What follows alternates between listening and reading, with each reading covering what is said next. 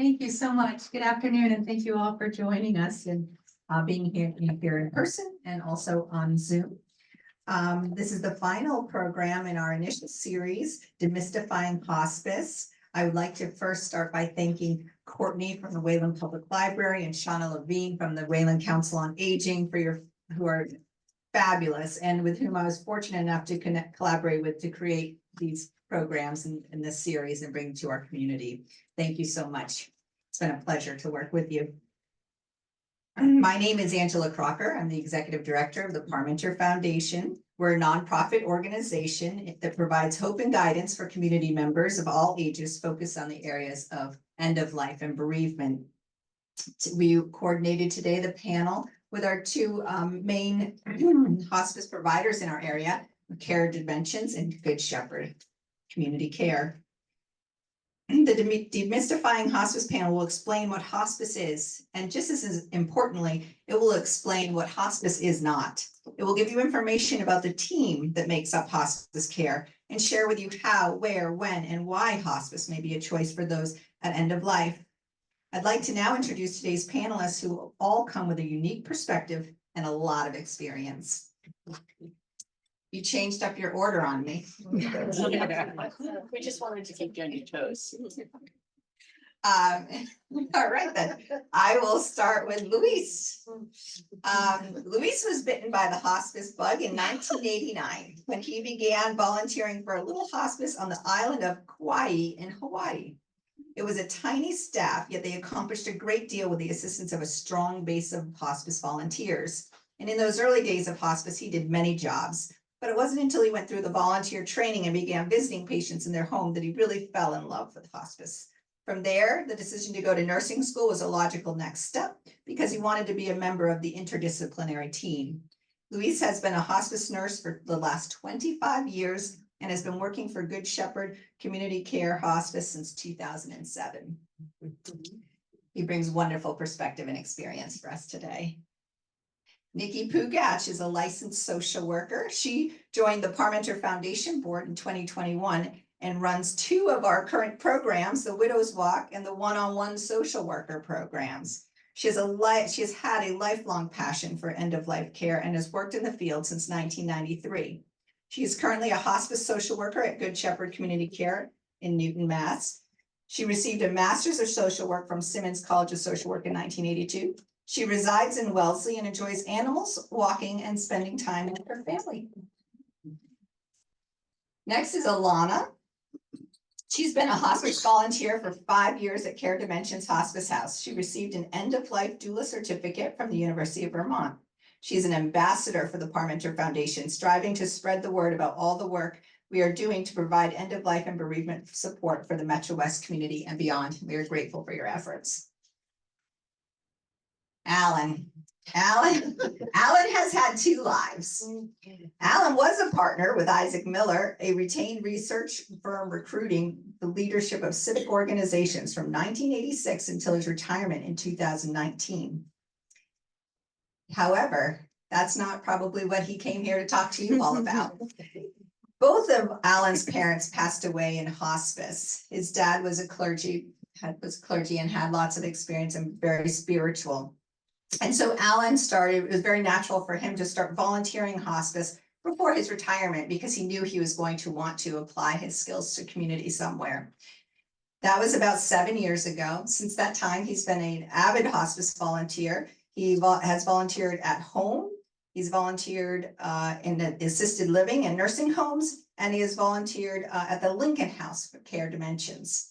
He is also a Reiki master and brings a lot of bird seed to the program at Care Dimensions, and he'll tell you more about that.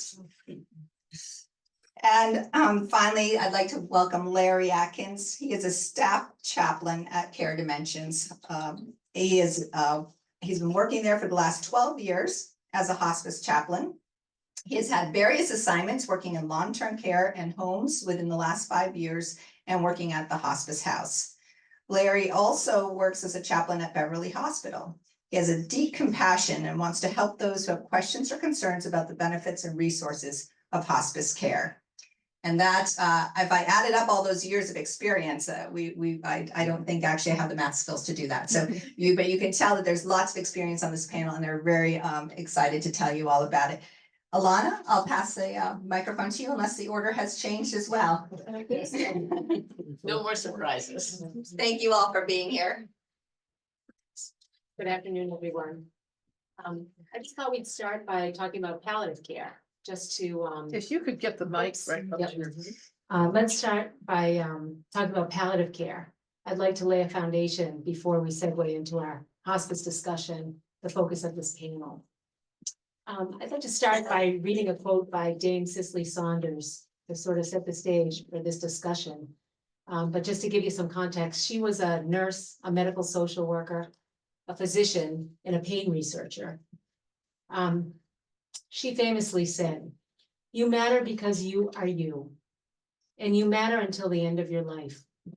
We'll do all we can not only to help you die peacefully, but also to live until you die." This quote really does embody the philosophies behind palliative and hospice care. Her work helped to change the medical community's mindset with how they approach patients with serious illness. So just to sort of set that up, the focus at the time, so she became a nurse in the 40s and continued on with her various careers. But so this was around the 50s and the 60s, and she was in the UK. While the medical professionals at the time, the community, they were focusing on the body and the medical illness, how the medical illness affects the body. She came along, and because of her experience with pain research, and drew awareness to the person, their suffering. And so she took a holistic approach. And because of her research, she categorized pain and developed the total pain concept. So pain and suffering were categorized into physical pain, psychological pain, social pain, and spiritual pain. Through her personal experience and her professional work, she then helped to lay the groundwork for specialized care, comfort care, to palliate, to ease those symptoms of pain and suffering. And she is, that's associated with the underlying illness. She's lauded with pioneering the medical discipline that we all know today as palliative medicine. And I'm going to give you the sort of the official, we're going to bring you up to contemporary times and bring you the official definition of palliative care. And this is from this definition. You'll find many out there from the World Health Organization and Medicare, but this is from the National Hospice and Palliative Care Organization. They define it as patient and family-centered care that optimizes quality of life by anticipating, preventing, and treating suffering. Palliative care throughout the continuum of the illness involves addressing physical, intellectual, emotional, social, and spiritual needs, and to facilitate patient autonomy and access to information and choice. So you can see where it started in the 50s, and now it's blossomed into covering all these other areas, focusing on the person. So I think it's important to say anyone with a serious illness or injury can receive palliative care. It doesn't matter the age. But now we're here to talk more about hospice, but I wanted to once again lay that foundation. So hospice is derived from the Latin word hospitum, and that means hospitality or place of rest for those that are ill and weary. And once again, the same organization, I'll give you their current day definition of hospice. It defines it as a care of, as a team-oriented approach, providing specialized care for people with a life-limiting illness or injury. Hospice care focuses on a patient's quality of life and dignity as they near the end of their life. Their description continues, but I think you can grasp the concept. But what I want to point out now is that they are both compassionate programs of care established to address pain and suffering, symptom management, patient-centered care, quality of life, and agency. But the main difference is that palliative care can be in tandem with curative care. Hospice, however, is care for patients with a limited lifespan who no longer receive that curative care piece. So it's the palliative care that happens in tandem with the curative care for palliative care. And with hospice, it's the palliative care, but it's with an additional support, additional emotional supports. So thank you. At this time, I'm going to turn it over to Nikki to delve into hospice. Hi, so glad you could all be here today. So hospice is an additional layer of care that comes to people wherever they are. Could be home, could be a nursing home, could be a hospital. We are a team approach, which includes the staff, the team members that you'll be hearing from, so I won't review them. One of the things people think of is who determines if a patient is ready for hospice care. And it's, again, as Alana said, when a patient has decided that they no longer want to pursue curative care, and the decision is made in tandem with two doctors who have to certify that this patient is eligible for hospice care. If the physician has to say that that this person, in their best estimate, has 6 months or less to live, and that can be frightening for people to hear. But although that has to be submitted as part of the eligibility process, we have patients who have been on for a year, more than a year, and hospice care runs in segments. So initially, a hospice patient has 2 90-day benefit periods. And at the end of each benefit period, the nurse evaluates whether the person is still eligible and continues for another 90-day benefit period. And then there are unlimited 60-day benefit periods. But Medicare, which is the umbrella under which hospice is, determines that at the end of each benefit period, the patient is just reevaluated and ensured that they're still eligible. We do have times when someone improves to the point where they're no longer eligible for hospice care, and that comes with mixed messages for the family. We try to call it a graduation, but by the same token, if we have to discharge somebody, the patient is losing a lot of the services that we offer. So each team member that will speak determines the frequency of their visits, and it's different for every person and every family. As it's been said, we treat the whole family. This is a family system, and a big part of what we do is educate the family in terms of care.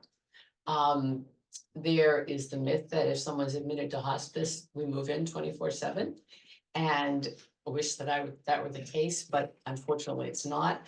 Our team members come throughout the week to visit the patient, but the amount of time they come can change depending on how the patient changes. One of the best things that we offer is 24/7 nurse at the end of the phone. So if something comes up in the middle of the night, something different, you call the main number of the hospice that you're with, and you should get connected with a nurse who can either walk you through what to do with medications we've placed in the home, or if a visit needs to happen in the middle of the night, that will happen.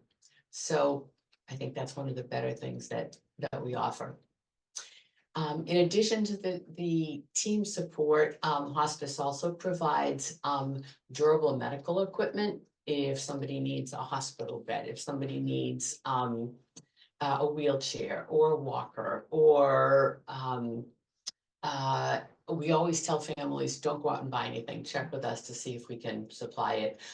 We supply, physical care needs like, wipes and Depends and things like that. So, and medications, once hospice takes over, are delivered directly to the patient. And every time a nurse visits, the nurse will evaluate how much medication the patient has, do they need it to be reordered? Some medications that a patient may be on, will not come under their hospice diagnosis. And if that's the case, then, they will continue to get them the way that they always have.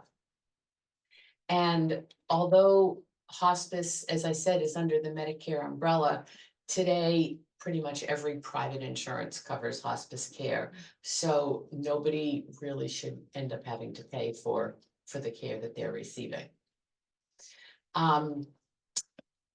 So we're with the patient and family, up until the time of death. And, the next thing that we offer, and I won't go into it too much, is that, the death is one piece. And then you go on to the piece of bereavement, which can be another whole level of need and care. And part of the hospice benefit is that we provide bereavement support for 13 months after somebody dies. And that can come in the form of, as basically as routine mailings that we send out, periodically saying, we realize it's been so long since your loved one died, this might be what you're going through. And it can go as far as visits from our bereavement team, phone calls, support groups. But we don't abandon anybody at the time of death, because that's one piece, as I said, and then bereavement is a whole other piece. So I think those are the basics I wanted to cover. And I will pass this on to Louise. Good afternoon. Before I start on the nursing part, just a couple of things that I want to clarify. Good Shepherd offers free care. If people do not have any insurance whatsoever, we have built that into our program. So nobody is denied hospice care by us. The other thing I want to clarify, everything that hospice does is palliative, but everything that palliative does is not hospice.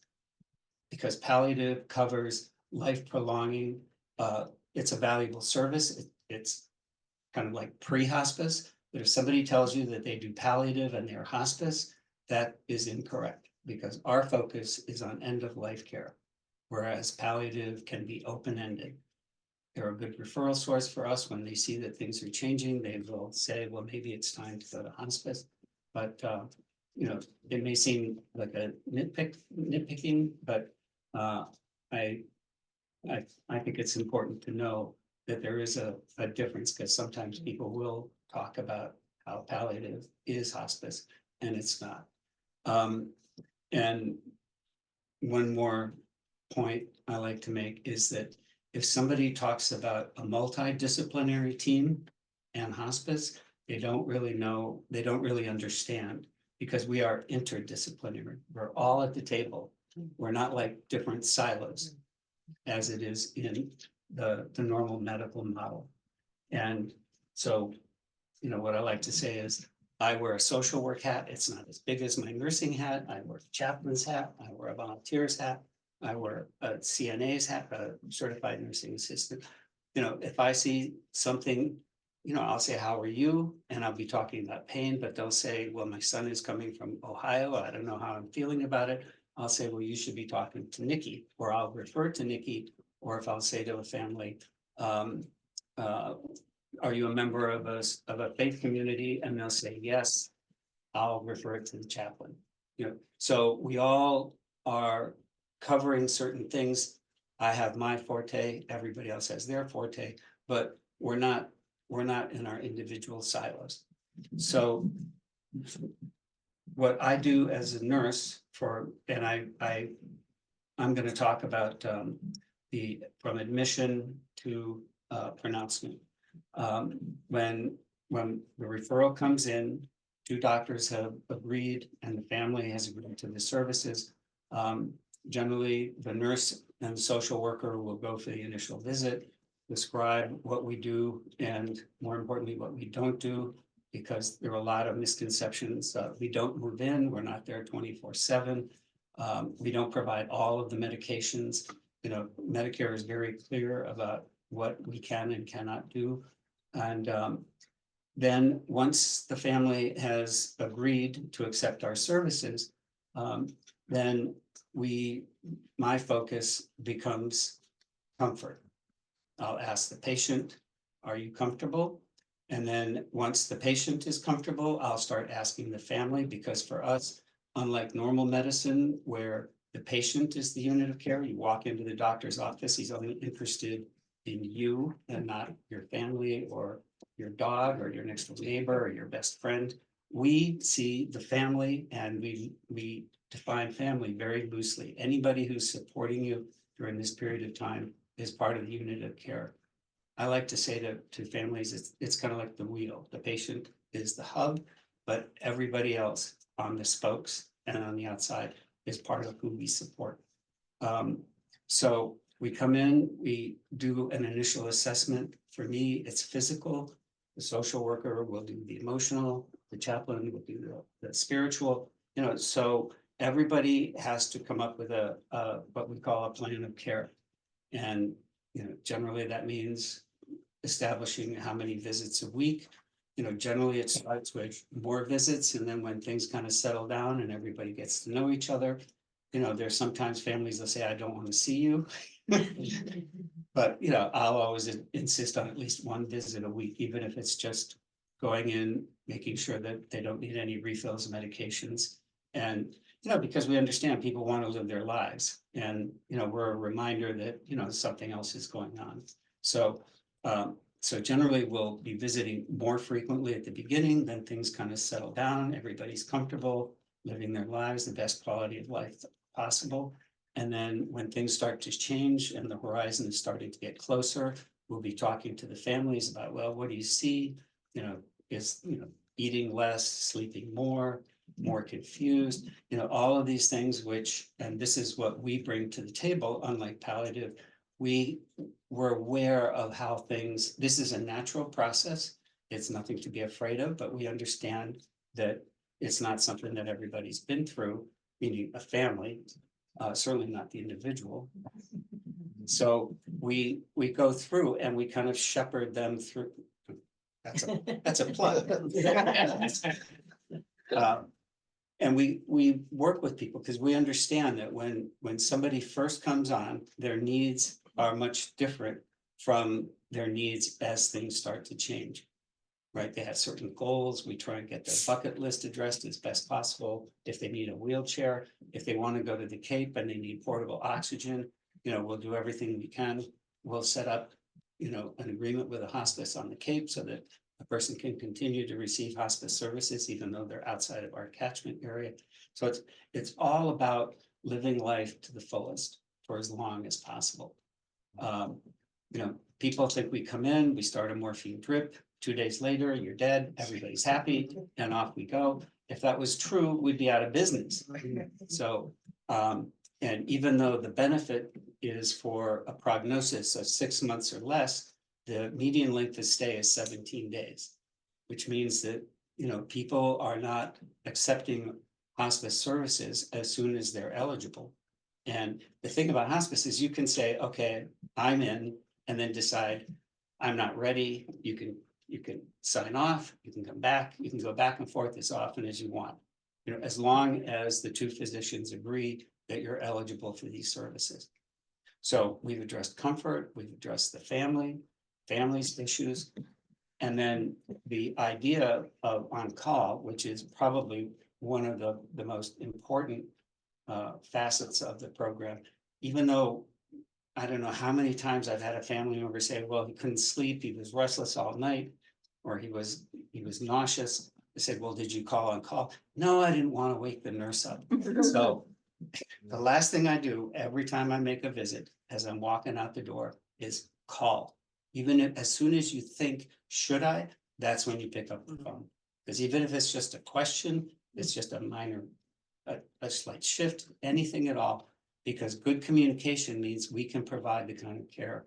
It's going to keep you at home, not on this revolving door, 911 ED, back home, 911 ED, which every time somebody goes to the hospital, they come home, they're more diminished, there's a loss. So in order to, and you know, it's been proven that people on hospice services have better quality of life and in many cases live longer.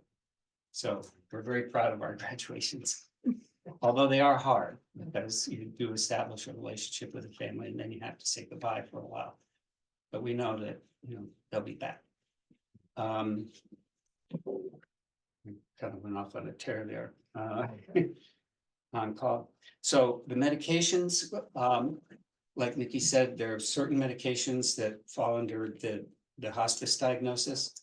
The doctors decide which, if somebody has multiple diagnoses, they'll decide which one they think is going to be the life-ending event. I try and avoid the word terminal, but and then, for example, say you have lung cancer and that's your hospice diagnosis. If you have heart disease, if you have diabetes, all of that, you can still go to the doctor, you can still get all the treatments, anything, the sun, the moon, and the stars, that's all still open to you.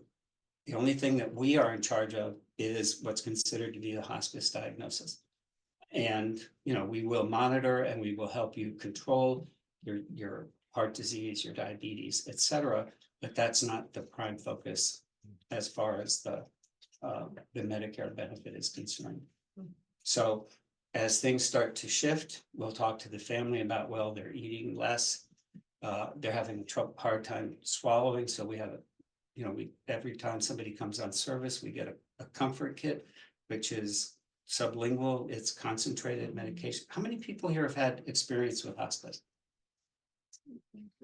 Okay, so about half. I don't want to preach to the choir, but so if somebody can no longer swallow without choking, then we have something in place ready to give. And this is something that comes in handy at 3 o'clock in the morning. Somebody's restless, or they have a pain exacerbation.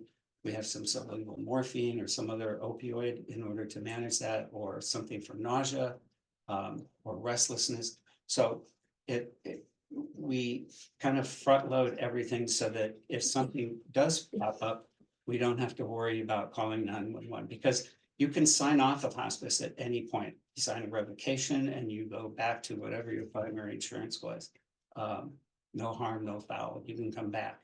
So if you decide that you do want to call 911, you want to go to the hospital, you just call us, let us know so that we can let them know that you're coming, and we can let our intake people know that you're no longer on their services. So it's very flexible. People think hospice, you know, that you come on to hospice services, we're going to take all your medications away. You're going to start the IV drip, and you're going to have to stay at home. You do not have to be homebound to be on hospice services, unlike, you know, VNA, where you can't get out of the house. It's totally different. And then, like I was saying, as things get closer to the end and symptoms start to crop up, then we manage those: congestion, respiratory distress. Pain is like a 101 for us. It's the first thing we do, but there are also all other kinds of pain. You know, there's constipation, issues with respiratory, rashes, hiccups. I won't go into the details, but and like Cicely Saunders said, pain can be emotional, spiritual, or psychological. And I think that's about it for me. The last thing for me is at the time of death, and we use the word death, not passing or past or journeyed or transition. At the time of death, the nurse will go, and you don't have to call 911, because if you do, the sequoias with the big boots and the red light, and the police with their blue lights, you know, it becomes an event. We come in quietly. We call the doctor, we let them know, we get permission to sign a certificate. And then the family, when they're ready, if they want us to call, we will call the funeral home and make arrangements for them to come. If the family wants to wait until other people have come, there's no hurry. There's nothing that says this needs to be done now. I had one family wait 3 days. That was an outlier, and they kept the windows open. It was the winter, so it worked out very nicely.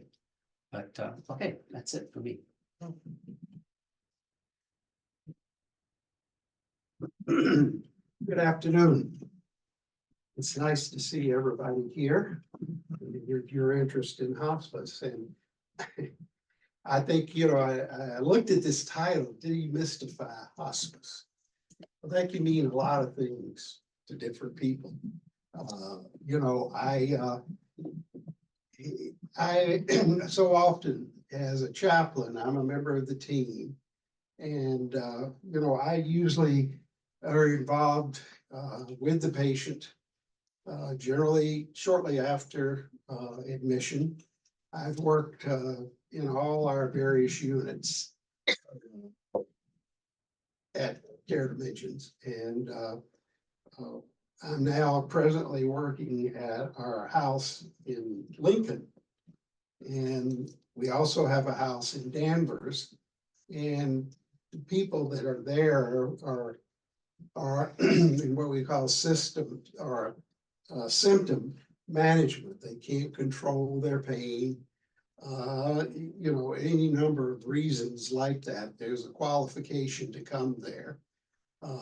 Most people would like to be treated at home or in a nursing home, but there are times when they need to be there, so we can do the monitoring. The benefit of the houses, to me, is it allows the families just to be there. They don't have to worry about medications. They don't have to worry about anything except that patient. We deal with them in a lot of different ways. We do help them with the funeral planning.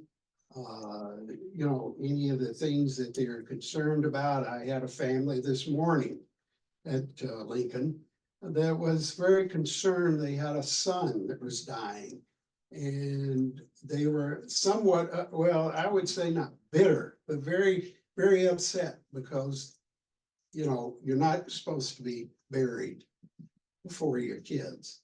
So we spent time working through that. That's what I do a lot of. And I did that in the homes and long-term care facilities, because that's what we're doing here. We're building relationships. That's something you cannot find in a hospital.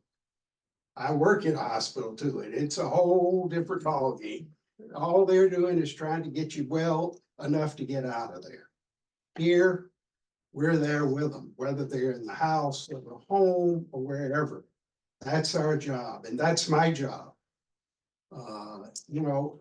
In today's world, a lot of people are not necessarily thinking about spiritual, and certainly not organized religion. I'm looking at pretty much the last generation in our time that will know what we know is traditional religious affiliation. It's moving out of the churches and so forth. But when I talk to them, they'll say something like, well, I don't believe in God, but I'm spiritual. Well, what does that mean? I'm doing a lot of reading on that topic right now. What they're saying is they've got concerns and they don't understand what faith is. And chaplains do not go in there and try to convert them. We don't try to evangelize them. We're there to meet them where they are. I had a patient one time when I was first starting out, and a nurse said to me, this patient, I think you need to talk to him. He's rather upset, and he's rather gruff. So I went in there and I was all prepared. He's going to be gruff. He's probably going to be cantankerous, not happy to be here. You know what the first words were? My big toe hurts. And I said, well, let's take care of that. So I got a hold of the nurse. She came in, and I don't remember at this junction how we did it. She took care of it, and then I sat there for him about an hour. He was dying of cancer, and he was scared to death. And I went back and saw him a couple of times before he died. And we had a good relationship. But these are the things that we do. Now, what we do not do as chaplains is we don't pinch them, probe them, or ask them to roll over.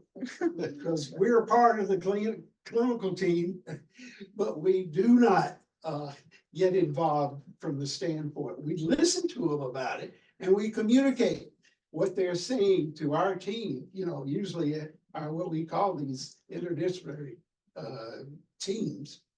But yeah, in my own case, I took the gentleman's course in college in the sciences. I took biology and botany, and that's as far as I wanted to go. I had no illusions. To this day, I kind of laugh that I actually have been in healthcare for over 40 years. Had no idea. I was only in another for 29 years. I was with a major company selling medical supplies, primarily into these teaching hospitals here in Boston, but that's another story. But what I'm getting at is we have the chaplains have a very, I would say, defined role. If that's it, I mean, we're part of the team, and that's what we love about this work, is we're constantly in contact with our team members. I can't do without my social workers. I mean, we work together, and because we're doing a lot of the same things. And at the house, I generally work with our social worker there. But it's interesting and a very demanding responsibility we have. Now, we have something else that we do. It hadn't been mentioned yet, but the staff, they're the key here. And it's a tough job. So we spend time with the staff. Not a week goes by and it's not in a group thing because they're busy, but we'll chat. And sometimes they've got problems, we talk about them. Other times, it's just casual conversation. But we work together as a team. And to me, that's what it's all about. But as far as things like bereavement, we just sometimes do funeral planning, do services, particularly if people aren't affiliated with the church. I primarily do a lot of celebrations of life, usually at the funeral home or maybe in the home, that type of thing. We do bereavement. At Care Dimensions, we have a whole department of bereavement. And we may reach out, either myself or the social worker, reach out to each family that the loved one has passed. And to see how they're doing, usually within about 10 days. Now, if we rate our patients and their families as far as their bereavement is concerned, either high, average, or low. And, if it's high, for instance, maybe the patient has come on hospice and dies within a few days. And the family's just not prepared for that. That's another big job that we do. But if it's average, they realize that basically, mom or dad or the loved one has led a good life. If it's a younger person, say in their 30s or 40s, or maybe a child, we're always there. We call within 48 hours. And the others, if they're average, we do it within about a week or so. And actually, some of the best calls we make, I hate to say this, are with those families. They are so appreciative of this call. Because everybody's left now, and here they sit. And so those are some of the things that we do and all hospices do. I had a father and a mother-in-law that were both on hospice. And it was a wonderful experience for both of them. And they weren't on any of the hospices around. One was in Atlanta and the other was on Cape Cod. So it's a marvelous service and something that's come about in the last 50 to 60 years. And it's well received. We have 40, unfortunately, we've got 40 patients coming in today. And, you know, in today's world, this is sacred. This is particular. These experiences to me are sacred. You know, and so with those thoughts, if you have questions of me, I'll be around a few minutes afterwards. So thank all of you for coming today and spend some time to hear and talk about this important topic. Thanks. Well, I'm a volunteer. We're sort of the connective tissue in this thing. We work in all the various venues you might find yourself. I've visited patients at their home, in a facility, and I volunteer a lot at our hospice house, which if you need hospice care in a facility, this is the place to be. It's gorgeous, 18 beds, lots of light, people are, I mean, it's a beautiful, beautiful place. And I'll talk a little bit more about how I play butler there, but I hang out. I come and I hang out. And we find oftentimes I'm there maybe as a caregiver respite if a patient's at home, chance for the spouse to get a break. And I'll hang out and we'll find what interest we might have in common. And we'll play with it. I had a patient that I visited and we had some interest in music and I brought my Tibetan singing bowls and we fiddled around with that. I brought some of my fine Chinese loose tea. And so, and I remember when he had died and she called me, she said, you know, he had a wonderful summer because you were visiting. You know, there weren't other friends and family around. And I will say that oftentimes as a volunteer, we're filling in when there isn't a lot of family around. The family is distant and can't get there physically or whatever. So if I'm visiting someone in an assisted living facility or something like that, I remember visiting a patient there who, although assisted living, she had been a competitive bridge player. She was fully in charge of her faculty, smart as heck, and was going out of her mind because she couldn't find people to play. So it turned out there's a game called Rummy Cube. I knew something about it, and so we agreed. We played Rummy Cube every week. I'd come out and we no holds barred. And fortunately, she did win the last game before she died. I did not. No. There was none of that going on, I'll tell you. In the house, we're oftentimes, yeah, the family's worried, is someone going to be with my loved one? Or maybe the family isn't around to even be worried. And I sat with a woman who was very cantankerous and with good reason. She was much too young and was alienated from her family. And we managed to build a rapport around some pictures she had of her cats. And I asked about, I have a cat, I take our cat on walks. It's a little unusual. She had an Instagram account for her cats. So we started talking, anyhow, we built up a little bit. And by the time she was actively dying, it was a beautiful and precious moment for me to sit there with her and just hold her hand.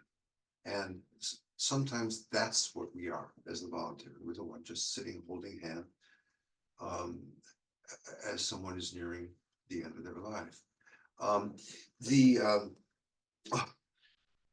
The other thing is sometimes, so I mentioned there's an aspect of serving as the butler in the house. I mean, I feel like I'm in charge of the ambiance, right? If the lights are too bright, we turn them down.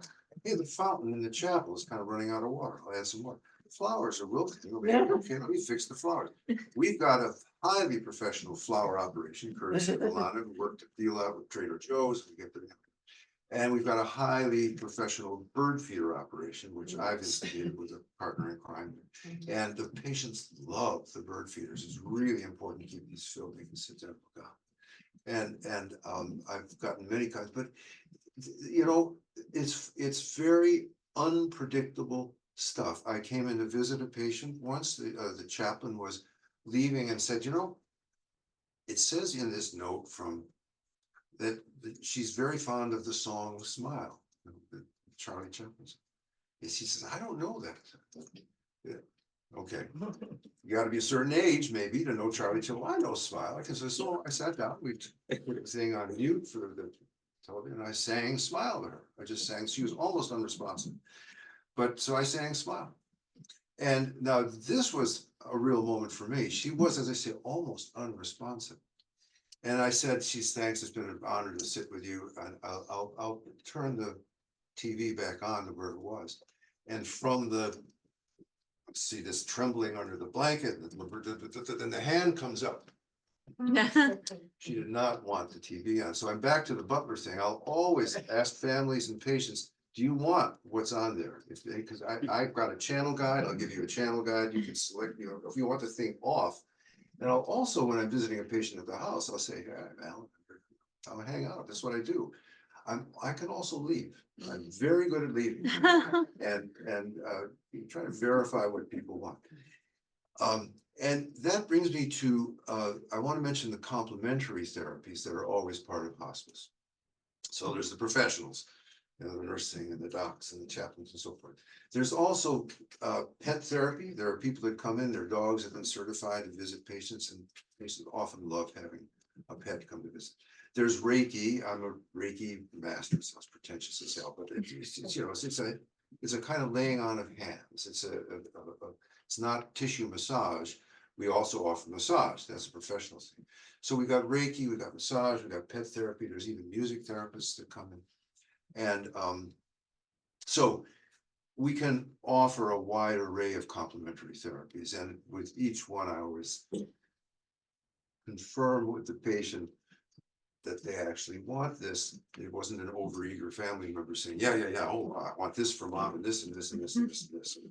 And or yes, I want it, but not now, thanks. So yeah, so I can bring information back to the professionals. Hey, I was talking with so-and-so and she's very concerned about this, or they'll give information to me. Look, there's an issue, maybe you could talk about that. So it's an enormously fulfilling role. I often say to volunteers that were like in training and so forth, we're operating at the intersection of the sacred and the mundane. I mean, I can walk into the dumbest agenda to pluck a flower or something like that and end up, we have a cart we roll around for snacks. It's almost like being a, you know, airplane. And I bumped into a family member in the hallway, and we just, you know, right person, right place, right time. I got nothing else to do. She had a lot to say and just poured her heart out. And I mean, it was enormously fulfilling, I think, for both of us. Her dad was terribly concerned. You know, was he gonna meet God? I said, Pam, just go back in there. God is beaming through you right now. Just go stand in front of your dad. He's gonna see God. And then you go outside and fill the feeders, you know. And so it's anyway. If hospice is what you need,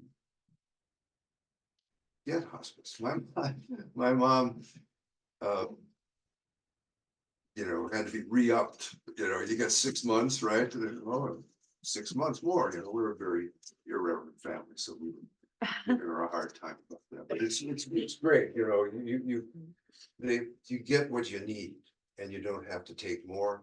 You can be in control. It's very important to be in control. Oh, we've all been sick, right? And you know, I don't want this here. I want this here. You know, it's one of the few things I can control. You know, so anyway, it's a very, very, very good service. It's an honor to be a part of the team.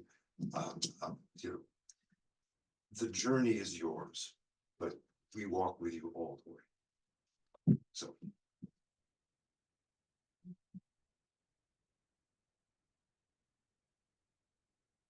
Thank you so much. This is really such an inspiring panel, such a difficult topic, but you all made it so so real and such an experience that people might want to take when it comes to be that time.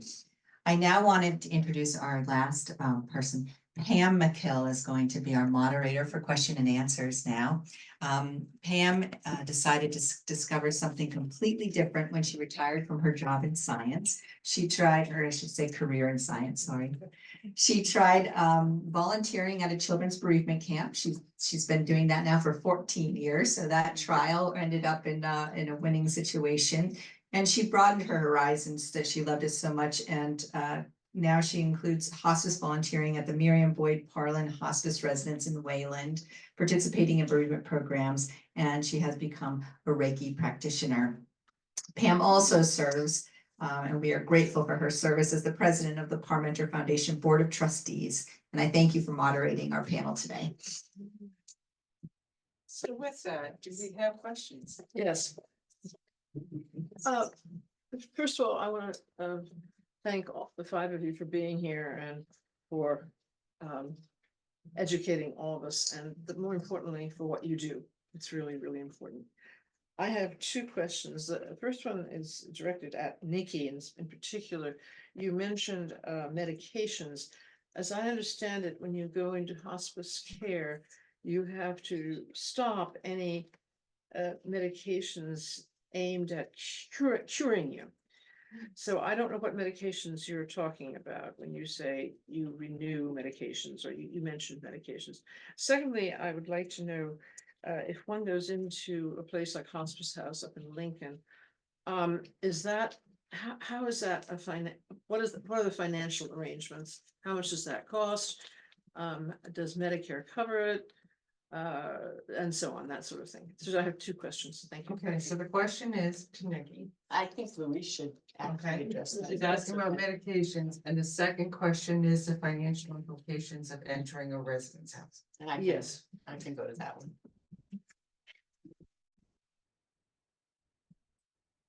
Okay, as far as the medications, if, let's say you have a diagnosis of lung cancer. Right. And you're taking an oral chemotherapy medication. Mhm. We do not hasten, nor do we postpone death. So if You do know what? we do not hasten, nor do we postpone death. Mhm. So if you're taking something that is to prolong your life, Uh-huh. then that means that you are not accepting your diagnosis of 6 months or less because you want to continue to extend you. So you would have to stop taking, and usually what we find is that the medications that people are taking when they usually come to us are causing them more discomfort than anything. So you'd have to stop taking your chemo, but if you were taking something else, like a cardiac medication that was, part of, or you had a pacemaker or something like that, that would continue. The only thing you'd have to stop is anything that would be considered to be life prolonging. Anything that's considered to be comfort, then that we would provide. Thank you. And then the financial situation. And that's a very good question. I'm glad that you brought it up. Unfortunately, it is the downside of going to a hospice residence because there is a room and board fee. And that is, I know I work for Good Shepherd. I know that our room and board fee is $410 a day. Mhm. And I'm not sure what it is at Care Dimensions. There's usually a range for the hospice residences. Given that at Good Shepherd, we do have a free care bed. And that's something that the Parmenter Foundation supports. And if someone cannot afford to pay the $410 a day, they fill out a sliding scale application, and we can reduce what they pay depending on what they can afford. If I could stand up on a political soapbox, I would change this in a heartbeat. When I first started in hospice many years ago, MedX covered the room and board fee, and that ended quickly after. If someone has a long-term care contract, that can cover some of the cost of it. But essentially, there is a room and board fee. the clinical services continue to be covered as they would be wherever you were. But yes, there is that fee, and I wish there weren't. What is hospice houses, room board fee? Well, Larry, what's it? Yeah. Up in Lincoln. Yeah, at the house in Lincoln and it's also in Danvers, if you meet the requirements of your Medicare diagnosis, Medicare will cover it for you. We do, Can I interject something there? So there's a level of care in hospice called general inpatient care. right, right. And general inpatient care, if you qualify for that, meaning you have symptoms that need to be aggressively addressed in an inpatient setting, then Skilled nursing Medicare. need, Pardon me? a skilled nursing A need. skilled nursing need that cannot be addressed in a home setting, then you can be transferred to a hospice house at that general At that inpatient. level, right. And then Medicare is the payer, meaning it's covered under the hospice benefit. But not Whereas every, Whereas what Nikki's talking about is when someone moves to a hospice house for what's called residential. Right, Residential care is not based on a skilled nursing need. So they're two very different Yes. modes yeah. of going to a hospice house. you In explain that very. Lincoln and Danvers, these facilities are licensed as hospitals. Yeah. So we can take general inpatient. That's what we go after. However, we try to maintain a couple of, what we call routine beds. Routine. Yeah. Yeah, and that's $700 a day for room and board. But we have priority on those GIP or general inpatient. If we're running tight on room and we've got, say, 2 patients that are GIP and 2 that routine, those GIPs are gonna get preference. Yeah, I just wanted to add something. Yeah. The Good Shepherd residents, we are not licensed to take GIP patients. But if we end up with a patient who needs that level of care, we can admit them to the hospital. What is So- GIP, please? General inpatient. So what it means is, I think as Louise had referred to, symptoms that can no longer be managed at home. I see. And we can admit them to a hospital that we contract with. We contract with Newton Wellesley, with St. Elizabeth's. The person can go into the hospital until there's, and hospice and Medicare pay for that. There would be no extra charge. But once their symptoms have been controlled, we have to discharge them back to someplace, their home or the hospice residence. So it's all a little bit confusing. Yeah, very. Yeah, Yeah, can I clarify that in any better way for you? No, I don't think so. Just- Sorry. Nikki, what about respite? If you come from home yeah, that's to us for respite, is that covered by Medicare? You're ordinarily being cared for at home. But I know patients come to us from home, they do a 5-day respite and then they're back home. yes, Yes, that's covered. That's Yes. covered, right? Yeah, Right. every 6 months or something. Yeah, you Yes. get, right, Yeah. 5 days every 6 months. Respite care is something else that is a hospice benefit. It's when the family is usually burned out and needs a break. Yeah, yeah. And then the patient can go for up to 5 days every benefit period to either a skilled nursing facility or your residence for a break for the family, and that will be covered. Thank you. Yes, I'm confused about the difference between hospice and palliative care.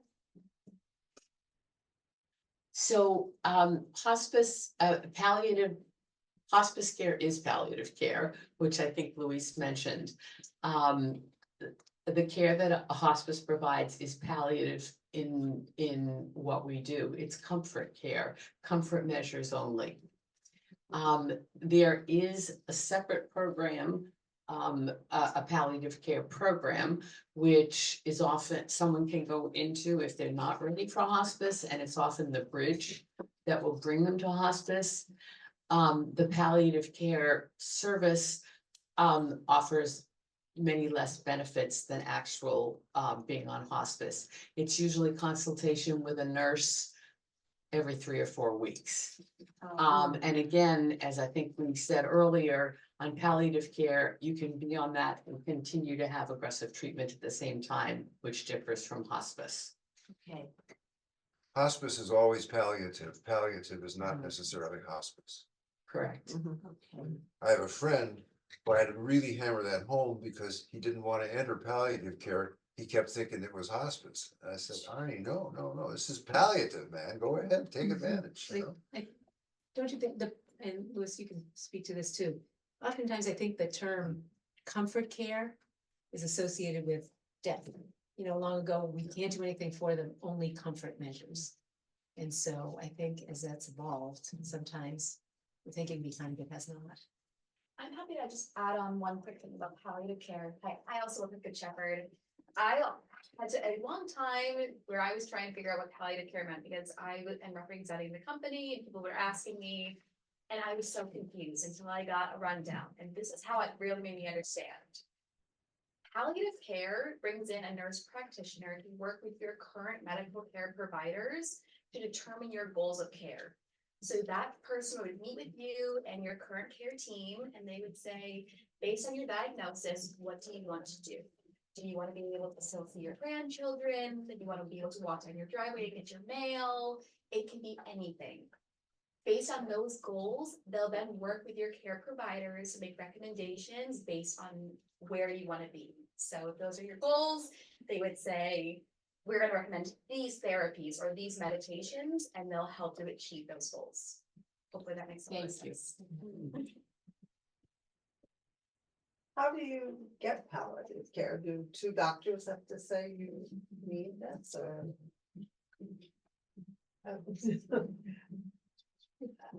Anyone can get palliative care. So anybody can, so you just say to your nurse practitioner or to your doctor that you're interested in getting a palliative care referral, and then you can either yourself reach out to different companies that you see online. You can do a quick search and say, where can I find palliative care? And you can reach out to me yourselves, or you let your general practitioner know, and they can reach out to somebody. Thank you. Yeah, this brings up a thing about referrals. All of us, if you have concerns, whether it's about palliative or hospice, you can call any hospice. And most hospices that I know about advise you to do it. You know, don't wait. If you've got some kind of illness, you know, that could be life threatening, call them up and say, this is what I'm facing. Is it, what can you offer me? They'll generally say palliative care, unless for some reason it's already meets the requirements for hospice. I want to make, you know, we're almost out of time, but as a word to the wise, a for-profit hospice is an oxymoron. So when you're looking for a hospice, and I know I could probably be sued for this, I don't know, but the idea that a for-profit is going to make money and provide all of the services that we've talked about, massage, art therapy, music therapy, pet therapy, you know, all of these things that are not billable, you know, if they're making a profit, that means that they're shorting you somewhere. So the best way to start looking for a hospice is to look for an ORG and not a COM. Okay, we'll leave it on that note. Yeah. Thank you so much for attending. I think on the panelists. Thank you, Council of Aging, as well as Courtney from the Wayland Public Library. Yeah. Great, thank you.